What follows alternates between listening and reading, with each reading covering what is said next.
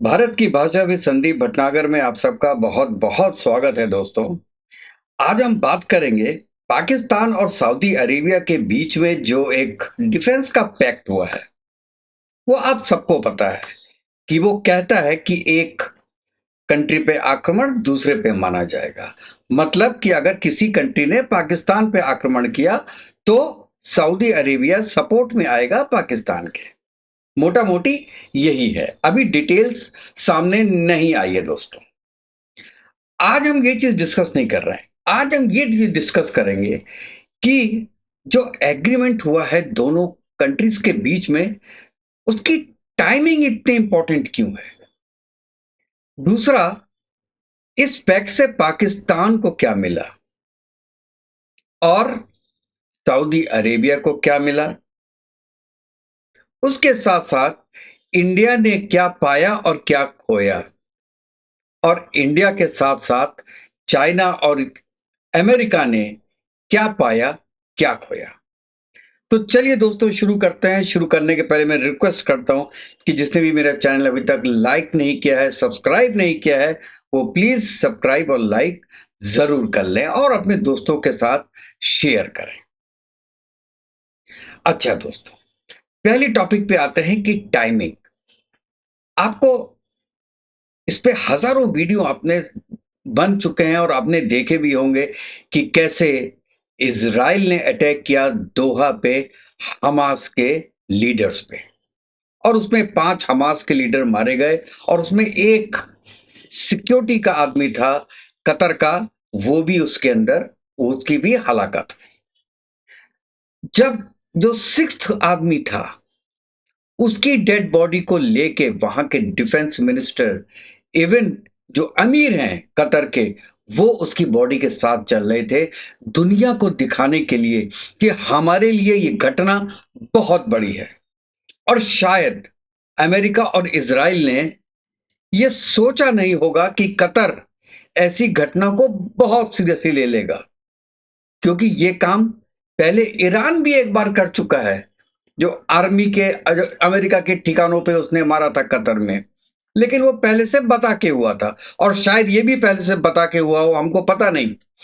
लेकिन कतर कहता है कि नहीं, हमको इसके बारे में, अटैक के बारे में नहीं बताया गया, और यूएस कहता है कि बताया गया था।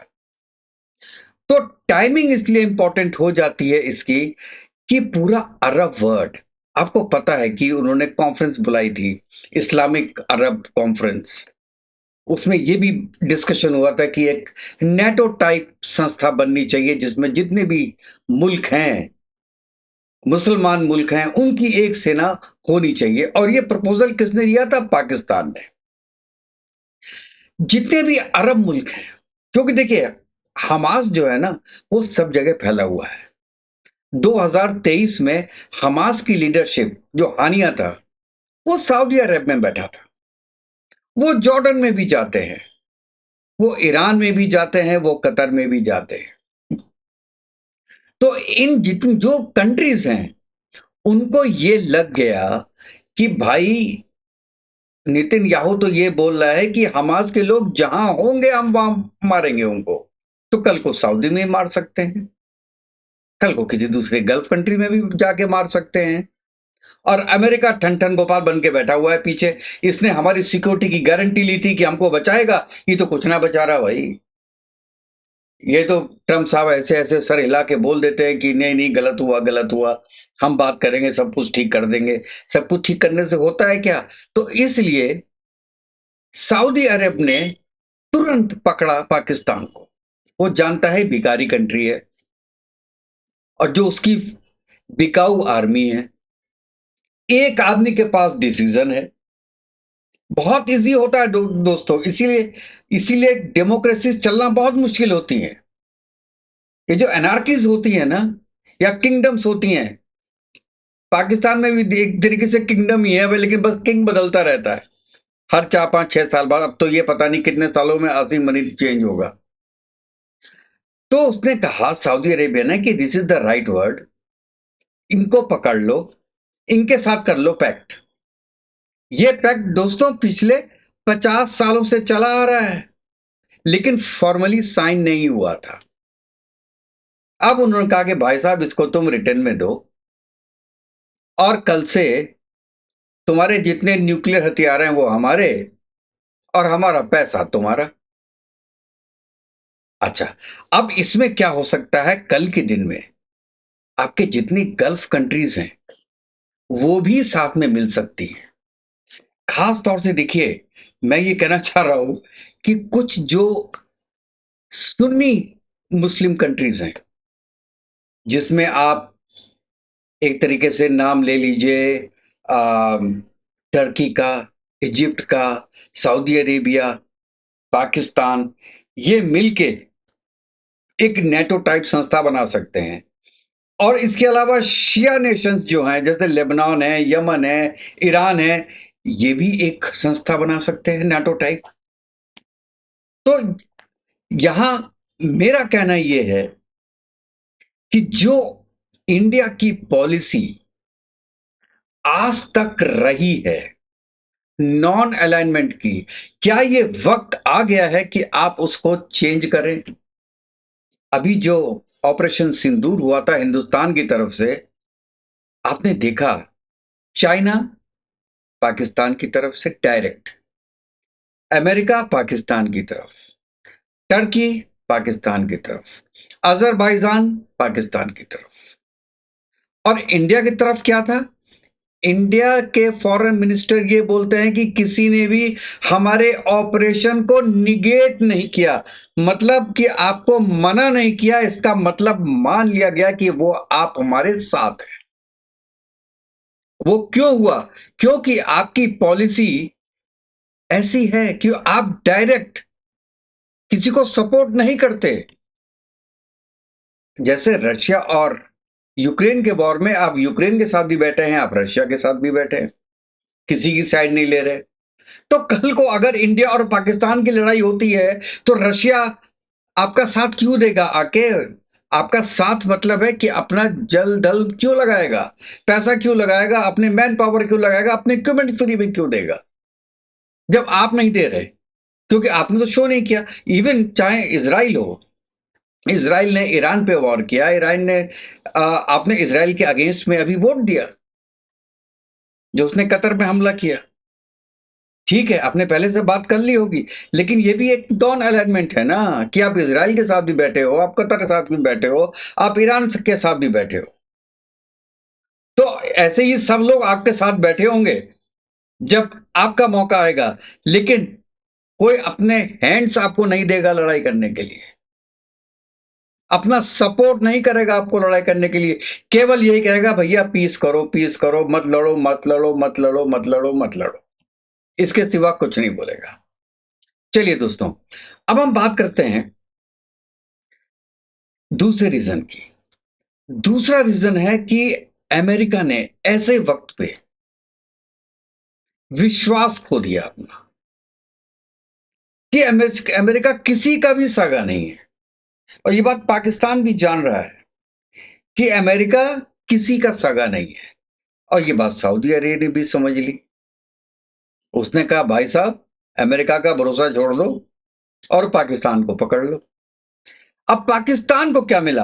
पाकिस्तान को दो चीज मिली। एक, गारंटी मिल गई सऊदी अरेबिया की तरफ से कि अगर इंडिया वॉर करती है दोबारा पाकिस्तान पे तो सऊदी अरेबिया सपोर्ट करने आ जाएगा, या जितनी भी सुन्नी नेशंस हैं वो डायरेक्ट सपोर्ट करने पाकिस्तान को आ जाएंगे।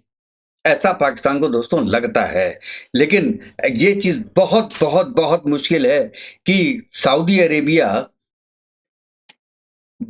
वहां से उड़ के पाकिस्तान आके इंडिया के साथ लड़ाई करेगा। कुछ पैसा जरूर दे सकता है, लेकिन जो लड़ाइयां होती हैं उसमें पैसा भी बहुत इंपॉर्टेंट होता है दोस्तों। और दूसरा ये कि सऊदी अरेबिया अगर सोच रहा है कि पाकिस्तान इजराइल के अगेंस्ट में वॉर करेगा, तो ये भी सोचना मुझे लगता है कि थोड़ा गलत होगा सऊदी अरेबिया का, क्योंकि पाकिस्तान की नेचर है कि एंड मोमेंट पे पता पलट जाता है। अब सऊदी अरेबिया सोच रहा है यार ये तो बिकाऊ माल है, इसको तो खरीद लिया, अपने पास रख लो। तो पाकिस्तान को दो चीज बहुत इंपॉर्टेंट मिली है इसके अंदर, एंड वी शुड एडमिट। एक, उसको मिला है सऊदी अरेबिया का साथ, उसके डॉलर्स, जो कि अब कभी खत्म नहीं होने वाले। जिस दिन खत्म होने वाले होंगे, अब पाकिस्तान बोल देगा हमारे पास तो पैसे नहीं है, हम नहीं आपकी रक्षा कर सकते। तो अब कम से कम अगले 50 साल तक चलता रहेगा पाकिस्तान ऐसे ही, सऊदी अरेबिया के पैसे से। और दूसरा, उसको एक सपोर्ट मिल जाता है कि इंडिया के अगेंस्ट में वॉर पे, और उसका ग्लोबलाइजेशन हो जाता है, मान्यता हो जाती है पाकिस्तान की पूरे वर्ल्ड में कि हाँ, पाकिस्तान के साथ इतने लोग खड़े हुए हैं। अच्छा, दूसरा, सऊदी को क्या मिला? सऊदी के दोस्त कम दुश्मन ज्यादा हैं साहब। जैसे कि आज ही एक वीडियो किया है हौदी के जो एक कमांडर है उन्होंने, और उन्होंने कहा है और धमकी दी है कि यमन और सऊदी की सीमा पे अगर पाकिस्तानी सेना आएंगे तो उनका कब्रिस्तान बना देंगे। ये सुनने में आया है न्यूज की 25,000 सैनिक जा रहे हैं पाकिस्तान से यमन और सऊदी की सीमा में हौती से लड़ने के लिए। अब वो किससे किससे लड़ेंगे दोस्तों, अब आप ये देखिए, यमन के साथ भी इश्यू है, हौतीस के साथ तो ऑलरेडी इश्यू है, ईरान के साथ इश्यू हो सकता है, आज की डेट में नहीं है। इवन सऊदी अरेबिया के अंदर से प्रॉब्लम है, क्योंकि वहां पे कोई डेमोक्रेसी नहीं है। जो एक अरब स्प्रिंग वाली है, वो दोबारा कभी भी आ सकती है, वो सिचुएशन कभी भी आ सकती है। तो उस सिचुएशन को काबू करने के लिए सऊदी अरेबिया के पास इतनी फोर्स नहीं है कि जो, और वो पाकिस्तान हेल्प करेगा उसमें। दूसरा, सऊदी अरेबिया को जो विश्वास नहीं था यूएस पे, अब वो यूएस से कहता है कि भाई साहब अगर आप जाओ तो जाओ, हमने आप पे $1 ट्रिलियन इन्वेस्टमेंट करने के लिए बोल दिया, फिर भी आप जो है ठेंगा दिखा गए। अब हमारे पास पाकिस्तान है, ये पैसे लेके टट्टू है, ये इंडिया नहीं है जहां पे एक डिसीजन लेने के लिए आपको पहले तो अपोजिशन से भी बात करना पड़े, पार्लियामेंट से करना पड़े, सुप्रीम कोर्ट से बात करना पड़ेगा, पब्लिक से बात करना पड़ेगा। और अगर सबका निर्णय एक है तब तो आप वो निर्णय ले सकते हो, लेकिन अगर एक भी उल्टा जा रहा है, जो अपोजिशन पार्टी है वो जाएगी जाएगी, तो आप क्या करोगे? और पाकिस्तान में क्या है कि एक बंदा है आसिम मुनीर, जब तक वो है वो ही डिसीजन ले लेगा, और दैट इज इनफ। तो उनके लिए तो ये बहुत अच्छी बात है। तो सऊदी के लिए विन विन सिचुएशन है, और बैठे बैठे वो एक न्यूक्लियर आर्म्ड कंट्री बन गया। अगर वो, आप ये सोचिए कि अगर वो यूरेनियम लेके बनाने की कोशिश करता तो अमेरिका सैंक्शन लगा देता। अब ना सैंक्शन लगेगी ना कुछ लगेगी, और सऊदी ने उससे कहा कि भैया यहाँ पे अपने आधे, तेरे पास 170 है ना, तो 70 यहाँ पे लगा दे सऊदी अरेबिया में आके। पाकिस्तान लगा देगा, उनका तो पैक्ट है। अभी पैक्ट का पता नहीं चला कि पैक्ट एग्जैक्टली है क्या, लेकिन ऐसा ही होगा। अच्छा दोस्त, अब हम बात करते हैं कि इंडिया ने क्या खोया है इसमें। इंडिया ने बहुत कुछ खोया है दोस्त। इंडिया जरूर अपने को आज के दिन में अकेला महसूस कर रहा होगा, क्योंकि सऊदी अरेबिया के साथ हमारा कम से कम $50 बिलियन का बिजनेस है, और वो कह रहे थे कि within 2 years it will go to $100 billion. और इंडिया को ये भी आज के दिन में सोचना पड़ेगा कि यार कल को दोबारा अटैक हो जाता है मुंबई टाइप का, और एलएटी ने जिम्मेवारी कोई डायरेक्टली तो लेता नहीं, लेकिन अगर एलईटी उसमें इन्वॉल्व हुआ, जैश ए मोहम्मद उसमें इन्वॉल्व हुआ, तो हम कैसे मारेंगे पाकिस्तान को जाके? और अगर पाकिस्तान को यह लगा कि इंडिया मार नहीं सकता अब दोबारा, ऑपरेशन सिंदूर को कंटिन्यू नहीं कर सकता, तो यहां पे तो अटैक बढ़ जाएंगे इंडिया में। तो सऊदी अरेबिया का कमिटमेंट है पाकिस्तान से, तो क्या सिचुएशन बनेगी इंडिया में? India will be in A dilemma. और इंडिया को यह भी पता है आज के दिन में, जो मैं खोने की बात कर रहा हूं, कि यार देखो, इस जो एग्रीमेंट हुआ है इसमें अमेरिका भी होगा शामिल। अमेरिका में क्यों कह रहा हूं? अमेरिका ने, ट्रंप ने जरूर बोला होगा सऊदी अरेबिया को, भैया तुम कर लो ये एग्रीमेंट इनके साथ, हम तो तुमको बचा नहीं पाएंगे क्योंकि मारेगा तुम्हें इजराइल, इजराइल के हाथ में हमारी गोटी है, तो हम कुछ नहीं कर पाएंगे, टाइम भी कर लो तुम यार पाकिस्तान के साथ। हम पाकिस्तान से भी बोल देते हैं, Asim Munir is very good friend of mine, मैं उसको बोल देता हूं, वो कर देगा। तो अमेरिका भी खुश, चाइना तो खुश है क्योंकि Saudi Arabia is very good friend of Xi Jinping, और पाकिस्तान तो उनका टट्टू है ही, को भी कोई प्रॉब्लम नहीं है इसके अंदर, क्योंकि basically he is also somewhere against Israel and India both, तो उसको क्या प्रॉब्लम है? तो पाकिस्तान को तो सब जगह से सपोर्ट मिल रहा है। तो ये एक पॉलिटिकली हमारी जरूर हार है इसमें। और मैंने जो पहले भी बताया था कि ये एक, जो दुनिया कहती है this is now multipolar world, multipolar world नहीं हुआ है अभी। Still today I would say it's not multipolar, it's a unipolar world, और अमेरिका है राजा आज के दिन में भी। और अमेरिका की बात दुनिया सुनती है। अब 4 बार पोर्ट के लिए कल बोल दिया अमेरिका ने कि 29 के बाद जो भी वहां से ट्रांजेक्शन करेगा उस पर हम फाइनेंस सैंक्शन लगाएंगे। कभी कहता है कि कर लो काम, कभी कहता है नहीं करो काम, अब आप कर लो जो करना है आपको। सैंक्शन लगा सकता है, वो लगा सकता है, उसके हाथ में पावर है ना। चाइना के हाथ में तो आज के दिन में पावर नहीं है कि किसी पे सैंक्शंस लगा दे। अमेरिका के हाथ में है। तो जब तक उसके पास ये ताकत है, यूएन की ताकत है, आईएमएफ की ताकत है, वर्ल्ड बैंक की ताकत है, और दुनिया के फोर्सेस की ताकत है, 700 या 750 उसके जो एस्टेब्लिशमेंट है, आर्मी एस्टेब्लिशमेंट आउटसाइड अमेरिका, उसकी ताकत है उसके पास। जब तक ये ताकत है तब तक वो एक, he is a master of unipolar world, and we are losing that also, maybe slowly, maybe everything बहुत जल्दी ठीक हो जाए। अभी सुनने में आए जो टैरिफ्स हैं 15%, वो भी कम हो जाएगा, मतलब 25% का 15% कर लेंगे, एंड एडिशनल 25% खत्म हो जाएंगे, may be November, this I am listening, सब ठीक हो जाएगा।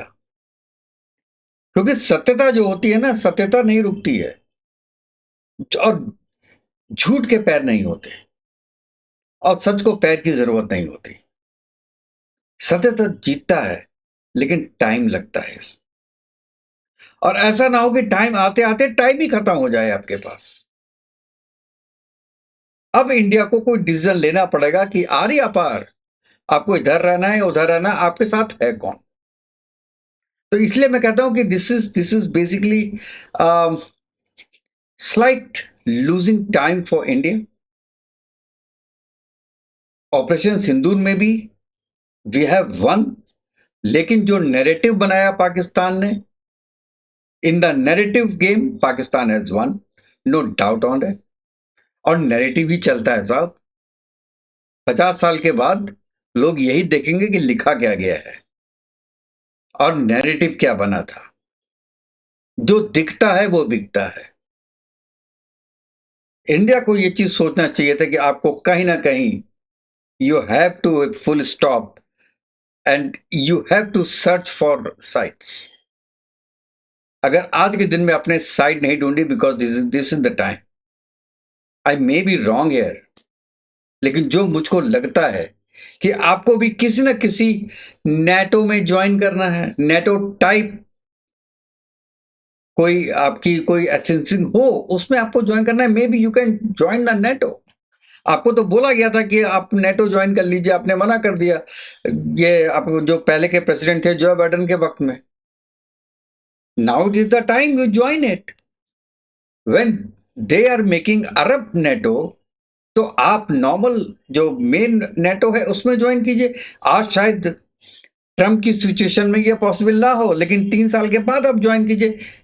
Gate prepared for that, get prepared for that. आप दोस्तों क्या सोचते हैं इसके बारे में, आप जरूर बताइएगा।